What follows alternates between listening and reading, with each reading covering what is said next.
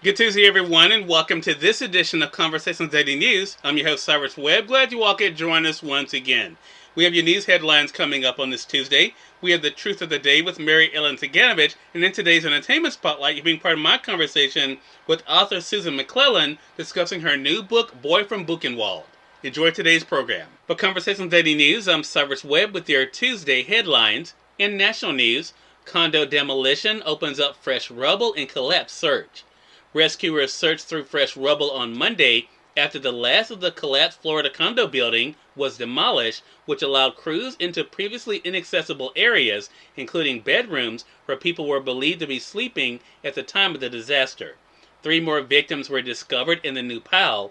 Miami-Dade Assistant Fire Chief told family members, raising the death toll to 27. Another 118 people remain unaccounted for.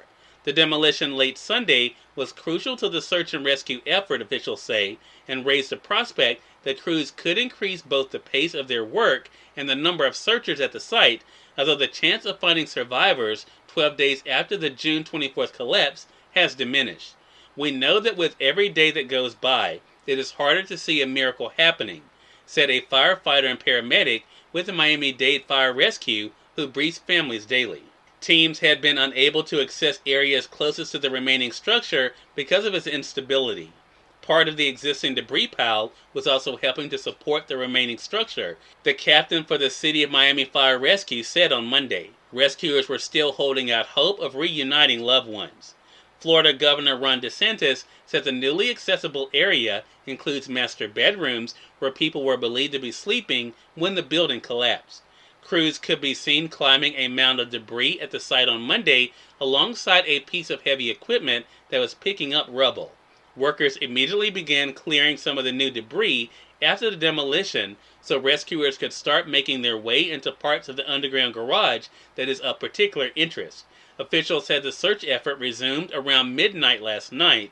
It had been called off Saturday to allow specialists to drill holes for explosives needed for the demolition.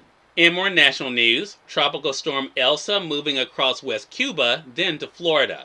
Tropical Storm Elsa swept over western Cuba with strong rain and winds on Monday, and forecasters said it would move on to the Florida Keys today and Florida's central Gulf Coast by Wednesday.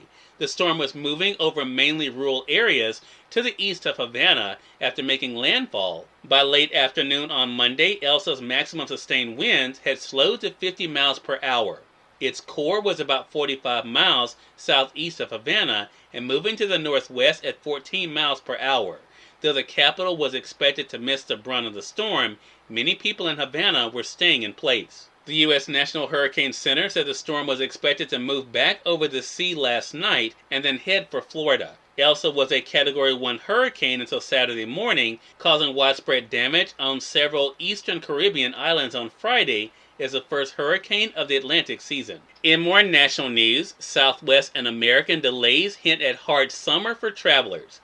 This summer is already shaping up to be a difficult one for air travelers. Southwest Airlines customers have struggled with thousands of delays and hundreds of canceled flights in the past 3 weeks because of computer problems, staffing shortages, and bad weather.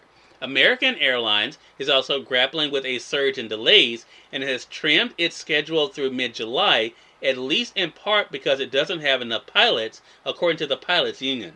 At the same time, the number of Americans getting on planes is at a pandemic-era high. Just under 2.2 million travelers were screened at U.S. airports on last Friday, the highest number since March of 2020. In business news, Amazon begins new chapter as Bezos hands over CEO role. Amazon founder Jeff Bezos stepped down as CEO on Monday, handing over the reins as the company navigates the challenges of a world fighting to emerge from the coronavirus pandemic. Andy Jassy, who ran Amazon's cloud computing business, replaced Bezos, a change the company announced in February. Bezos, Amazon's biggest shareholder, with a stake worth more than $180 billion, will still hold sway over the company he started out of his Seattle garage in 1995.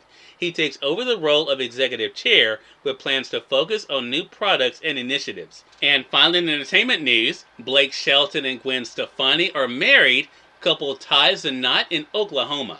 Gwen Stefani and Blake Shelton have tied the knot more than 8 months after their engagement in October 2020, People confirmed on Monday.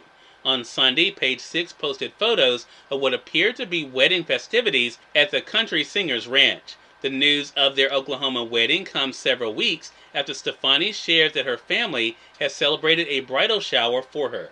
The couple has been teasing their highly anticipated wedding for several months. In May, Shelton joked that his wedding will be pretty classless if he was in charge of planning it.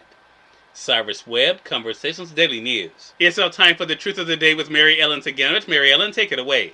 Hi, this is Mary Ellen with your Truth of the Day. Life is too short, so kiss slowly, laugh insanely, love truly, and forgive quickly. As we live our lives, especially when we are young, we feel as if life could go on forever. Unfortunately, this is not the case.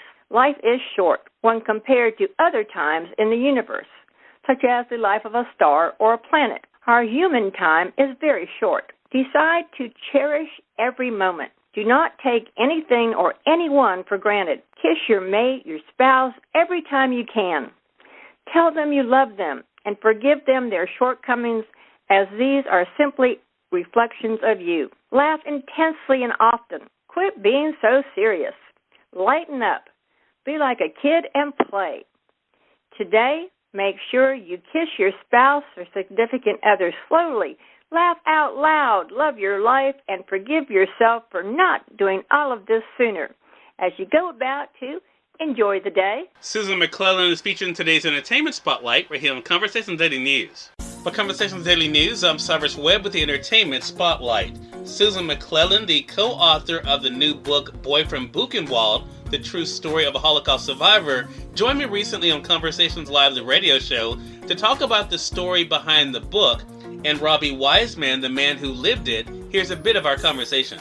Well, Susan, I have to say, when I was reading this book and prepping for this segment, the thing I thought about was it really is, for one, a testament as to true human resilience, but I think also reminds us that no matter what our age, how we can be able to make a difference. What has it been like for you to have the gift of helping to share the story with the world? I mean, Robbie, he's 90, is just absolutely lovely.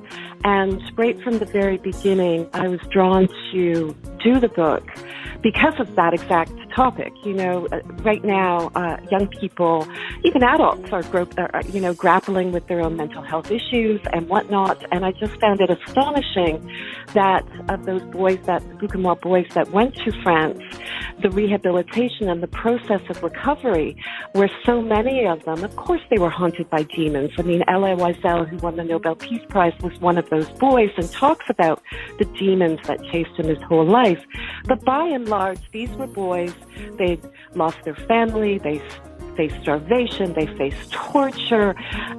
They were young boys, and remember, they came from very closeted, very closed off family communities. It wasn't like today where they knew, kids know what's happening in the rest of the world. I mean, these boys, their family and their religion was their lives, and how they were able to, translate their experiences to become humanitarians, family men, grandparents, to contribute so much. And so I was just really wanting to follow that process through one of the survivors, and there's not many left.